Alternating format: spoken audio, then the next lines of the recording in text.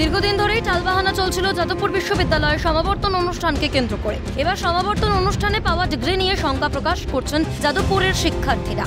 বহু বিতর্কের মধ্যেই গত রবিবার অনুষ্ঠিত হয় যাদবপুরের সমাবর্তন অনুষ্ঠান।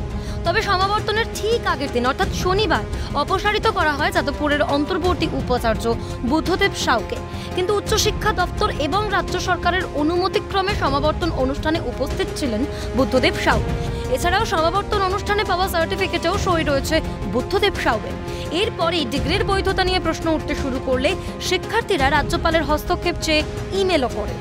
এই বিষয়ে অবশ্য বুদ্ধদেব সাউ জানিয়েছেন, ডিগ্রির বৈধতা নিয়ে প্রশ্ন নেই, রাজ্যপাল ভাববেন তিনি কিভাবে এটাকে ভ্যালিড করবেন। সেটা আমি কি বলবো, রাজ্যপালকে তারা চিঠি দিয়েছেন, তা রাজ্যপাল ভাববে কিভাবে করা যাবে, তিনি এটাকে ভ্যালিড কিভাবে করবেন। এখানে দেখুন সমস্ত নিয়ম, একজন মানুষকে, একটা ছাত্রকে ডিগ্রি দেওয়া হয় কখন, সে তার পড়াশুনো করে, তার একটা ইভ্যালুয়েশন প্রসেস আছে, সেই ইভ্যালুয়েশন প্রসেসের থ্রু দিয়ে তারা পেয়েছে। সেই ইভ্যালুয়েশন প্রসেসে যেরকম ভাবে করা উচিত সেরকম করে তার কতগুলো বডি থ্রু দিয়ে হয়, department, faculty, controller section, EC, এতগুলো বডি থ্রু দিয়ে সেই সমস্ত ডিগ্রিগুলো ভ্যালিডেটেড। ফাইনালি একটা আলংকারিক মানে পারমিশন থাকে, সেটা হচ্ছে টপমোস্ট, সেটা হচ্ছে কোর্ট। হ্যাঁ, সেই কোর্টটা আটকে দেওয়ার মতো কোনো কারণ ছিল না।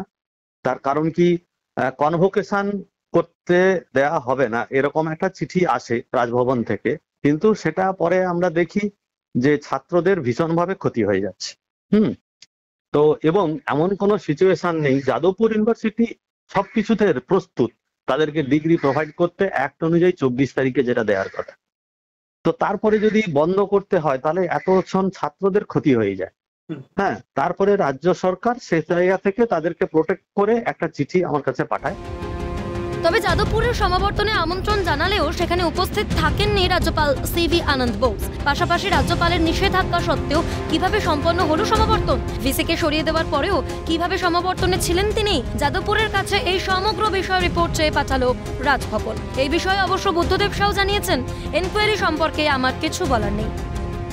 এনকোয়ারি সম্বন্ধে আমার কিছু বলার নেই, ঠিক আছে। এনকোয়ারি আমি কোনো কিছু ইনফর্ম নই, কিন্তু যেটা আমার বলা সেটা হচ্ছে গিয়ে দুটো চিঠি ছিল, একটা রাজভবন থেকে আর একটা রাজ্য সরকারের তরফ থেকে, যারা জনসাধারণের দ্বারা নির্বাচিত সরকার, যারা জনসাধারণকে যে কোনো বিপদ থেকে রক্ষা করার জন্য প্রতিশ্রুতবদ্ধ, তাদের কাছ থেকে একটা চিঠি এসেছিল ওই রাজভবনের চিঠির এগেনস্ট কন্ট্রাডিকশনে। তো সেই রকম দুটো চিঠি নিয়ে ইউনিভার্সিটির যে, মানে ইউনিভার্সিটি একটা অটোনমাস বডি, সেই অটোনমাস বডির সর্বোচ্চ বডি সেটা হচ্ছে কোর্ট। সেই কোর্টের মধ্যে দুটো চিঠি ফেলে দেওয়া হয়েছিল, তারা যেমন যেমন ভাবে কোর্ট কনভোকেশন ইউনিভার্সিটি চালানোর নির্দেশ দিয়েছে।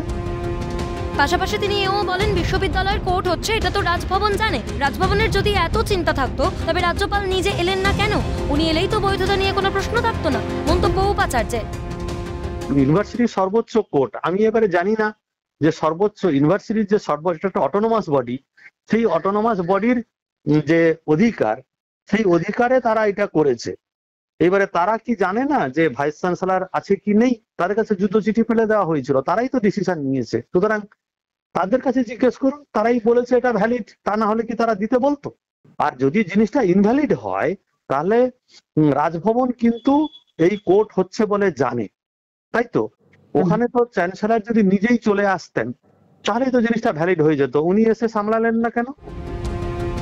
যাদবপুর বিশ্ববিদ্যালয়ের সদ্য সম্পন্ন হওয়া সমাবর্তন অনুষ্ঠানকে ঘিরে বিতর্ক যেন পিছু ছাড়ছে না। এই আবহে পাওয়া শিক্ষার্থীদের ডিগ্রি সার্টিফিকেট নিয়ে ইতিমধ্যেই বৈধতার প্রশ্ন উঠছে, কিন্তু যাদবপুরের এই সমাবর্তন বিতর্কের শেষ কোথায় সেদিকেই এখন তাকিয়ে রাজ্যের ওয়াকিবহাল মহল। মণি ভট্টাচার্যের রিপোর্ট, ক্যালকাটা নিউজ।